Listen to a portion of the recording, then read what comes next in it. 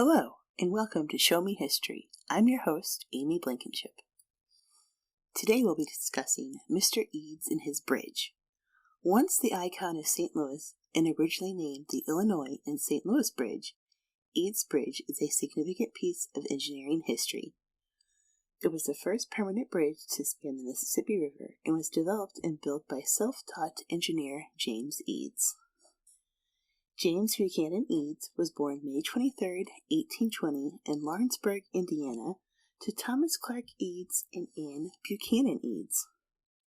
Mr. Eads had a number of failed business adventures that led to the family moving throughout various cities in James's childhood. In 1883, when James was 13, his family moved to St. Louis, Missouri. The plan was for Papa Thomas to open and operate a general store. He stayed in Louisville, Kentucky, while Anne, James, and his sisters, Genevieve and Elizabeth, went on to St. Louis to get things set up. Their steamship, the Belle West, caught fire while it was approaching the dock in St. Louis. James and his family were able to escape unscathed. However, all of their possessions now lay at the bottom of the Mississippi River in the sunken steamship. James' mother, Anne, found a few rooms to rent. She then sublet them to others, charging for rents and meals. James helped around the house and found work selling apples on the street. He earned $3 a week. He was soon employed as an errand boy at a dry goods store owned and operated by Barrett Williams, who was also a boarder staying with the Eads family. Mr. Eads had a room above his store that housed his private library. It contained some classic literature, but mostly books on physics, chemistry, and mechanics. Recognizing that James was an intelligent young man, Williams permitted James to read anything he'd like in his library. James had a keen sense for engineering. He often made working models of steamships and locomotives. In 1837, the Eads family decided to move to Pinkhurst, Iowa. James stayed behind in St. Louis with Williams. By now, he was a salesman at the store and doing quite well. A few years later, in 1839, James took a job as a second clerk on the steamship Knickerbocker. The Knickerbocker led him from Galena, Illinois to St. Louis. The job of second clerk, or mud clerk, was to accept and receive freight at the waterfront, stand watch, buy fuel, and prevent the crew from raiding the whiskey barrels. During his time on board the Knickerbocker, James learned all about the Mississippi River. The tide, banks, islands that appeared and disappeared in a matter of weeks, all of her idiosyncrasies. In May of 1840, the Knickerbocker sank. Her keel caught on a snag in the riverbed. Full of lead cargo, she sank in less than 10 minutes. Luckily, no men were lost. The sinking of the Knickerbocker led James to think about all the boats that lay at the bottom of the Mississippi, including the steamship that brought him to the city, the Belle West. How much cargo is at the bottom of the river just waiting to be found? James developed the idea of using a diving bell to scour the riverbed for cargo. He approached two St. Louis boat builders, Calvin Chase and William Nelson, with the idea. James offered them a partnership in a salvage business if they built a boat he designed. Essentially, the boat was a snag boat with a hosting gear, water and sand pumps, and a diving bell. It kind of resembled a makeshift submarine. The diving bell consisted of a 40-gallon whiskey barrel with one end knocked out. Weights were attached to a cable with an air hose. It was suspended upside down and supplied air from pumps on board the deck. The bell would be lowered over a wreckage site. James would place his head in the air chamber of the barrel and walk the river's floor searching for lost cargo. Chase and Williams said yes to the plan. The business operated from Galena, Illinois, down to the Gulf of Mexico. The salvage business proved to be rather profitable. James was hired by insurance companies and shipping companies to find their lost cargo and boats. Any wreckage not claimed could be sold for profit. Anything that had been in the river for more than 5 years had no percentage of insurance value. During this time, James learned even more about the river, including snags, scouring action by the flow of water, channels, and currents. Around this time, James began pursuing his marriage to his first cousin, Martha Dillon. They had been love interests for quite some time and had exchanged letters while James was away on salvage trips. However, her father disapproved of the salvage business. So prior to the marriage, James left his partnership with Chase and Nelson and went to Philadelphia to learn about glassmaking. On October 24th, 1845, Martha and James were married at the Cathedral Church of St. Louis de France at 2nd and Walnut, or as we know it, the Old Cathedral. After a short honeymoon at his parents' hotel in Iowa, James left his new bride and returned to St. Louis. Upon his return, he opened up a glassworks. He leased a building at 2300 Broadway. Being the only glassworks west of the Mississippi, the company profited for a while. By the spring of 1846, the United States was at war with Mexico over annexation of Texas. Supplies needed for the glassworks were in short supply. People were not able to purchase luxuries such as glass during wartime, so James was left with a warehouse full of goods and no buyers. He was forced to sell the business to pay off debts. So, he returned to the salvage business. The fleet consisted of submarine-style boats and went as far south as Louisiana for work. His company was hired to dredge the St. Louis riverfront after the Great Fire of 1849, which we covered in a couple episodes back. Sadly, in 1851, James's wife Martha passed away from cholera. They had 2 daughters, Eliza and Martha, that were now being cared for by his sister-in-law. In 1854, James married Eunice Eads. She was the widow of a cousin. They moved into a house at 5th and Myrtle and later bought a stately mansion on Compton Hill. James's girls finally moved in with the family. When James was just 37 years old, his physician urged him to retire from the salvage business. Too many hours working under the water had damaged his heart, so James and his family took an extensive trip to Europe. In 1861, James was called to Washington, D.C. President Lincoln had sought his advice on creating a defensive plan for Union-controlled portions of the Mississippi River.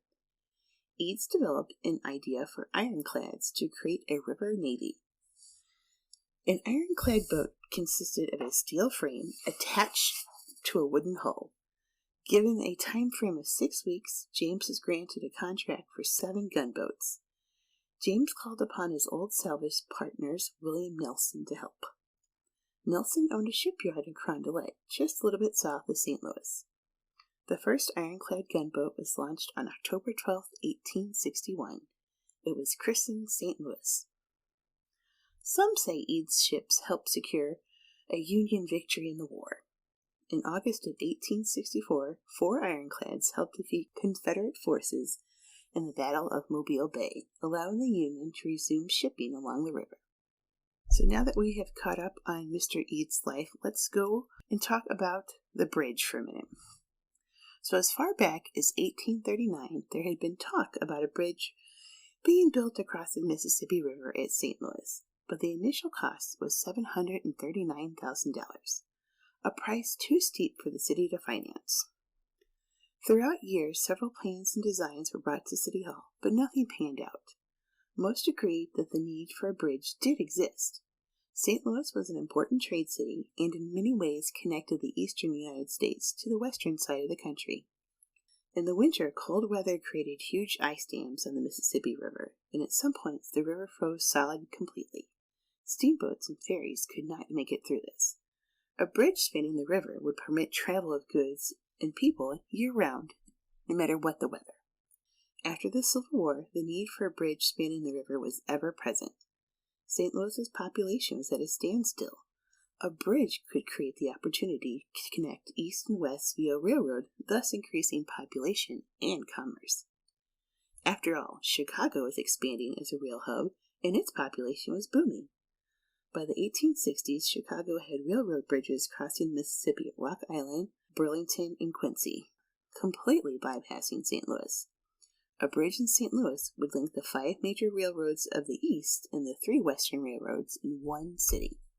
In 1865, a bridge company was organized.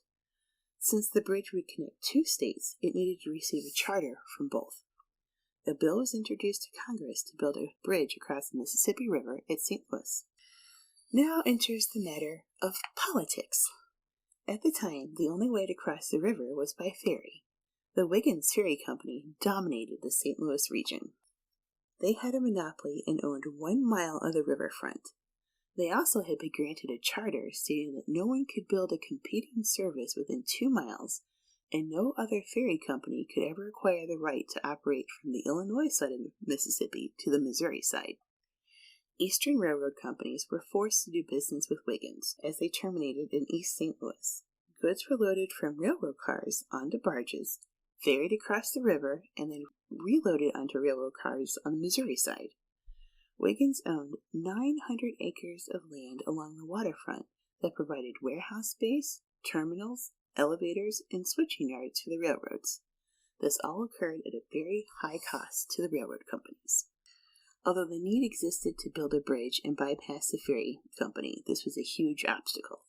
In steps Lucius Boom of Chicago.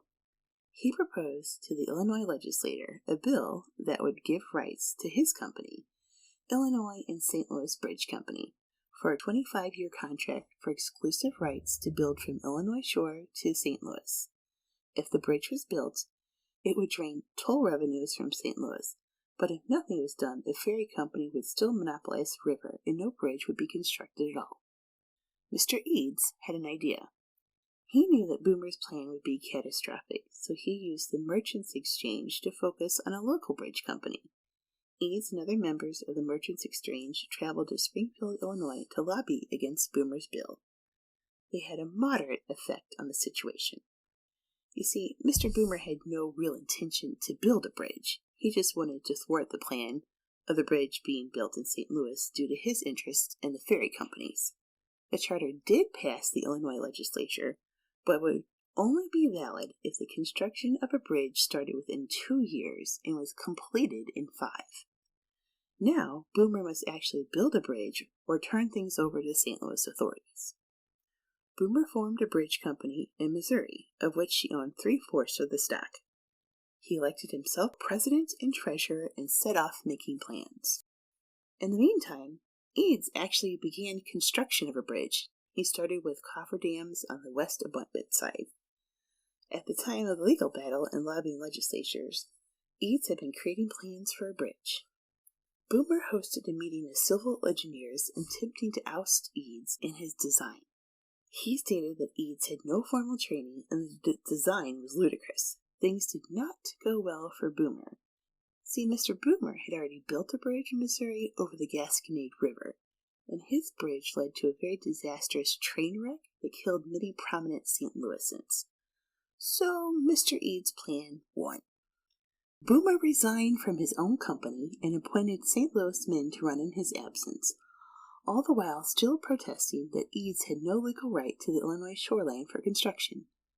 In January of 1868, Eads and Boomer met to discuss a merger of the two companies. Eads had become a director of the St. Louis and Illinois Bridge Company and was appointed their chief engineer. The companies merged, combining stocks and creating a new board of directors. Boomer would soon return to Chicago and left Eads on his own to build a bridge. Eads' design was a triple-span arch with 2 side spans of 497 feet and a center span of 515 feet. It would be supported by 2 shore abutments and 2 river piers. It would have a double deck, one for railroads and one for vehicular traffic. The Missouri side upper deck would feed onto Washington Avenue. The lower deck would enter a mile-long tunnel and exit near the site of the proposed Union Station. The bridge would divide the wharf almost in half evenly. The St. Louis and Illinois Bridge Company secured financing from investors in Boston, New York, and London.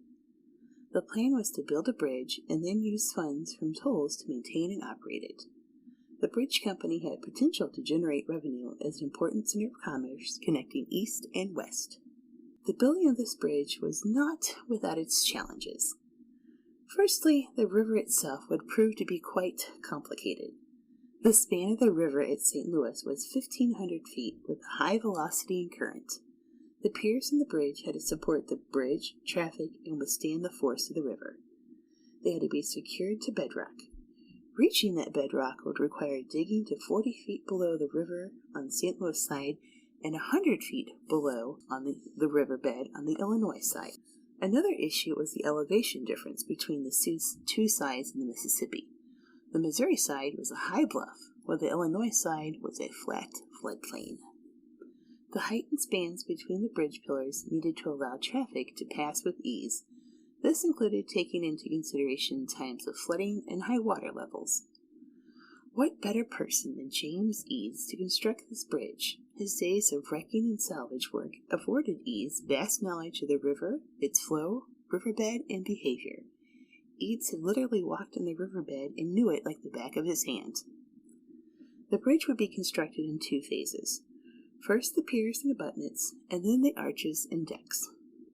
Right after construction began on the Eads Bridge, Eads took a trip to Europe for health reasons.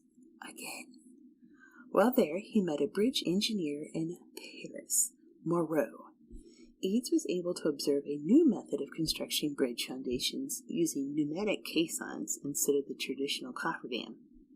Eads would improve on this idea to build piers for the east and west abutments. Work officially began on the west abutment and pier in August of 1867.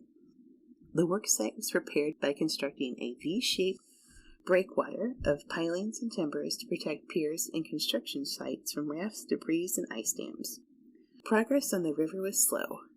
Upon sinking a cofferdam, the workmen encountered a number of sunken ships and cargo that had to be cleared. A cofferdam is an elliptical tube of plate iron open at the top and bottom.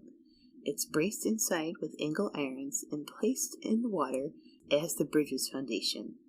The cofferdam would be suspended over the side of the pier and held in place by threaded rods anchored to pulleys. It would be lowered until it reached the bedrock. This plan, in the traditional method, was not feasible given the river's flow and depth at the St. Louis site. Eads used pneumatic caissons made out of iron and steel to reach the bedrock under the riverbed. A caisson is like a giant tubular hollow box, similar to a diving bell, that allowed men to dig into the riverbed. It's airtight and had an air chamber under an airtight bulkhead. The bottom of the caisson served as a diving bell. Compressed air kept water out and supplied oxygen for workers. Airlocks permitted entrance and exit without affecting air pressure inside the chamber. Men would enter from the top of the caisson into an airtight chamber and then ascend the stairs to the bottom. Workers shoveled sand at the bottom of the caisson. Debris was carried away by sand pumps that lift the material to the water's surface, while other workers removed the debris and placed it on barges to be relocated. The work was hot, dark, and dirty. As men dug further into the riverbed, the caisson sunk. As it sank, the sides were built up and caulked to remain watertight. Masons would lay masonry piers on top of the bulkhead. The bulkhead served as the roof of the air chamber. The rate of descent into the river was controlled by the rate of excavation. Once the workers reached bedrock, ensuring that they were out of the caisson, the air chamber and shaft would be filled with concrete. Final result: a solid masonry and concrete foundation affixed to bedrock on which to build a bridge.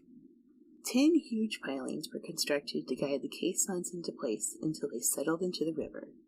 2 215-foot workboats flanked each caisson. They served as floating platforms for machinery. The novelty of the caisson was a tourist attraction for the city's elite. People would pay to see the inside of the air chamber and descend down the spiral staircase to see the men working and excavating the riverbed. But it was not fun and games for the workers. It was a tough job working in the caisson at the bottom of the river. Workers suffered nosebleeds and ear pains from being underwater and often felt like they were suffocating.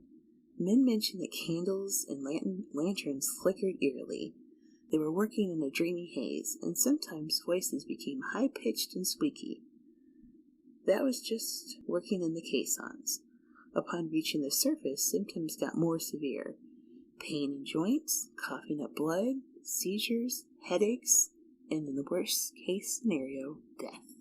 These men were fighting decompression sickness, or the Grecian bends. The first serious case was reported when work on the East Pier caisson reached 65 feet below water level. On March 19, 1870, worker James Riley emerged from the caisson gasping for air. Within minutes, he was dead. To hold back the river, the air pressure in the chamber had to be increased as the caisson sank deeper into the riverbed. The pressure could be up to 50 pounds per square inch, when normal air pressure at surface level is about 14.7 pounds per square inch. Each breath taken when working in the caisson contained far more nitrogen than breathing at surface level. When the workers emerged, the nitrogen became trapped in their bloodstream and organs. At first, Eads took the problem lightly, but perhaps the death of James Riley caused him to take a more serious look into the matter. Eads sought advice from doctors for the cure to the illness. No one was really sure, but all had the general consensus it had to do with working underwater in pressurized chambers and the process of coming back up to the surface. Dr. Alphonse Jaminet suggested reducing the amount of time working in the caisson. Men should work 2 one-hour shifts. They should not be allowed to smoke or drink, and as such, they were not permitted to go ashore after their shift to prevent temptations. They should return to the surface slowly and wear flannel to insulate their body. Eads installed elevators in the caisson so that the workers did not have to walk up and down spiral staircases. He also installed air valves in the decompression chamber atop the caisson to slowly acclimate the men back to normal surface pressure.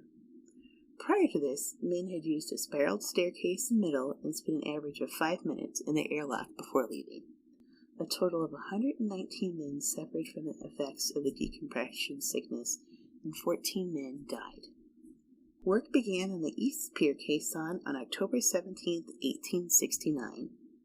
In February of the following year, workers reached bedrock at 93.5 feet underwater. By November, work on all piers and abutments had reached completion. There had been a minor delay due to flooding and a tornado sweeping through the work site. The first phase of construction was now complete. Now for the arches and steelwork. The archways and decks of the bridge were constructed of temporary wooden towers atop piers and abutments to support adjustable rigging that would uphold archway and rib sections as they were built. The contract for steel components was given to Keystone Bridge Company of Pittsburgh, Pennsylvania, whose president was Andrew Carnegie. Eads' demand for perfection caused quite a bit of trouble with his company and stockholders. The steel specified for this project was a unique compound of iron and carbon. Eads would test batches of steel and reject them if they did not meet his high standards. He even designed a metal testing machine to assist with his examination of the product. With delays on bridge construction mounting, it was settled to use chrome steel. Eads still rejected entire sections of archways and threatened to call out the company for poor workmanship. This was the breaking point for Mr. Carnegie. In December of 1871, he held a corporation meeting. His resolution was for an outside consultant to oversee the work for Eads. Mr. James Lorry was to work with Eads and report back to Carnegie. In August of 1873, Eads' health was failing. He had a chronic cough and lung hemorrhage. As such, he took a formal leave from the bridge project and went to Europe again. Henry Flagg and Theodore Cooper took charge of the construction site. This wasn't really anything new. Eads was absent from the bridge site quite often due to his trips to the east to the steel company and for meetings with investors. During his absence, the whole project almost came to a complete standstill. Riverboat companies, yes, we're back to riverboats and ferries, feared that their smokestacks and pilot houses wouldn't clear the bridge, so company owners complained to the Secretary of War, William Belknap. He in turn ordered the U.S. Army Corps of Engineers to investigate the site. The chief engineer, A.A. Humphreys, and Eads had been at odds over various things for years, so Humphrey declared the project condemned. Eads rushed back from Europe and called upon his old friend, President Ulysses S. Grant. Grant ordered Humphreys and Belknap to drop the case. Amidst all this political tension, construction continued. On April 4, 1874, the upper rail deck and roadway were ready for traffic. The Keystone Company, the steel company making items for the bridge, announced that the bridge would be open to pedestrian traffic the next day. Carnegie kind of thought otherwise. He wanted to hold the bridge for security until the St. Louis and Illinois Bridge Company settled their accounts. When St. Louisans arrived the following day, they found A section of the roadway ripped up and Carnegie's armed guards on the bridge. Luckily, it was a rainy day and only a small crowd was there. Eventually, Carnegie's men left and Eads workers repaired their pedestrian way. Technically, there's a third phase of the construction of this bridge. It's the tunnel. The tunnel was planned to connect the bridge to the railroad tracks within the city. The tunnel was being constructed simultaneously with the bridge. So, the city really needed a way to connect the railroad to its center core. However, there was no possible way to construct a railroad bridge to the center of the city, so the idea of a tunnel connecting Eads Bridge to the Missouri Pacific Railroad was created. The tunnel was 400 feet long and 30 feet below street level. The contract was awarded to William Shirkina and Company. From the beginning there were issues. The builders encountered quicksands and underground springs. This proved too much for Shirkina, so the city council passed an ordinance to change the route of the tunnel to 8th Street and transfer the contract to James Andrews. The previous company had completed the route just south of Market. Andrews would complete the tunnel to north of Market. The tunnel consisted of 2 continuous brick archways with side walls and a center wall of stone. In June 1874, the tunnel was complete. However, the tunnel had no ventilation, so the first run of the steam locomotive through the tunnel almost suffocated the crew. The heat behind the engine was intolerable. The solution? At East St. Louis, there was a transfer station. The trains would switch over to a coke-burning, smoke-consuming engine. And at the time of completion, the tunnel terminated at Mill Creek Valley and connected to nothing. At the time, Mill Creek was a wasteland of filth occupied by shanties and slaughterhouses. It was the site of Shoto's Pond that was drained and filled in after the cholera epidemic. This would be the future site of a Grand Central Depot. Although there would be an official grand opening ceremony, the bridge opened in stages. In May of 1874, the pedestrian walkway across the bridge opened. On the first day, 2,000 people paid 5 cents each to walk across the bridge. On June 3rd, General William Sherman drove a golden spike into the rail deck, officially completing the project. Later that day, 4 heavy horse-drawn wagons crossed the bridge to test its strength. A few days later, on June 7th, the first locomotive crossed. Aboard were Eads and Army Chief of Staff General Sherman. The official opening ceremony was held on July 4th, 1874, and it was a typical St. Louis summer day, humid with a high of 102. 200,000 people gathered along the riverfront. An elevated stage at 3rd and Washington was constructed to hold 600 of the most prominent attendees. The procession started with a 13-cannon salute at dawn. At 9 a.m., 100 cannons fired, 50 on each side of the riverbank. Then came a 13-long-mile parade full of floats by local merchants, singing societies, civic and social groups, police and fire troops, the National Guard, and the U.S. Cavalry from Jefferson Barracks. Next, the president of the St. Louis and Illinois Bridge Company, Charles Dixon, christened the bridge with a vessel containing waters from the Atlantic, Pacific, Gulf of Mexico, Great Lakes, and Missouri River. Then there was an invocation and various speeches. President Grant dedicated the bridge. A test elephant was sent across the bridge to prove that it's safe. Supposedly, an elephant will not enter a situation if it feels unsafe or in danger. The grand finale was supposed to be fireworks with a phantom train crossing the bridge. The train fared just fine, but the fireworks were dud and fizzled out. The bridge never lived up to Eads' expectations. Not receiving ample amounts of tolls, the bridge didn't revitalize St. Louis's economy. The city did not regain dominance over Midwest trade. The bridge company was burdened with debts. The average daily toll intake was $163. In today's money, that's about $4,300. At the time, the train jack was useless as it lacked an adequate terminal on the Missouri side, and only one set of tracks ran to the bridge. Initially, railroad companies boycotted the bridge and used ferries to carry their goods across the river. Many of the companies still owned a substantial share in Wiggins Ferries Company. At the time, St. Louis lacked a union depot connecting all railroads into one line in the city. There were a few passenger depots scattered throughout the city, but it did not have a central station for passengers. In April of 1875, the bridge was bankrupt. In December of 1878, on the front steps of the courthouse, the bridge was sold for $2 million to the newly formed St. Louis Bridge Company. Controlled ownership of the company rested in the hands of New York and London bondholders. In 1880, the Terminal Railroad Association acquired the ownership of the bridge as part of Jay Gould's plan to monopolize Western railroads. Now, lines were organized and interconnected. The Terminal Railroad Association owned the bridge until 1989, when it was transferred to the Bi-State Regional Transit Authority and the City of St. Louis for use with Metrolink, a rail-based mass transit system. Metrolink services began in 1993. As time passed, modern trains became too heavy for the bridge's tunnel, and other bridges in the area crossing the Mississippi River took on rail traffic. In July 1974, the last train crossed over the Eads Bridge.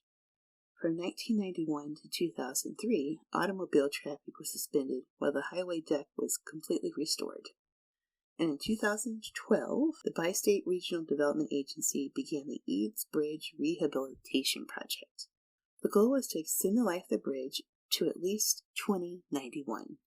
Restorations included replacing 1.2 million pounds of struts, bracing, and other support steel, repainting with rust-inhibiting coating, removing all old paint and corrosion, rebuilding concrete supports, restoring bridge archways, repairing damages, and upgrading metro rails. At a cost of $48 million, bridge rehabilitation was complete in 2016. Eads Bridge remains an integral part of St. Louis's highway network connecting east and west. Now that we've covered the bridge, what about Mr. Eads? What did he do with the rest of his life after this phenomenal bridge was built? So, after the construction of the bridge, Eads was not done with the Mississippi River. He was called upon to assist us with a situation in Louisiana at the Gulf of Mexico. They needed a way to clean and deepen the river channel so that boats coming in from the ocean could reach ports. The mouth of the Mississippi tended to get clogged with debris, silt, trees, rocks, you name it. Eads used the power of the river to create jetties, using the current of the river itself to dig out deeper channels. Eads worked on various other river-related projects across the world. He narrowed the Sacramento River, assisted with hydraulic engineering in Oregon and Canada, developed a plan to carry railroads across the Isthmus in Mexico, worked on a ship canal in Manchester, England, and created a means to reduce river flooding by deepening channels rather than building levee walls up and down the Mississippi. Finally, Mr. Eads retired in 1883. He moved from his St. Louis home to a new brick house on West 53rd Street in New York City, just a few blocks away from Central Park. In February of 1887, Eads and his wife Eunice went on a trip to Nassau. While staying in the cottage on the island, Eads became ill with a cold. His condition grew worse, and doctors advised that he was not strong enough to make a trip to the mainland for further treatment. On March 8, 1887, at the age of 66, Mr. Eads passed away. He is buried in his family's vault in Bellefontaine Cemetery. An engineering feat that took more than 1,500 people to construct, the Eads Bridge has lasted the test of time and technology. Once the image of St. Louis, it is a true engineering marvel. Thank you for joining me today. You can find me at our website at showmehistorystl.com or on Facebook at showmehistorystl. Until next time, I'll see you on the loom.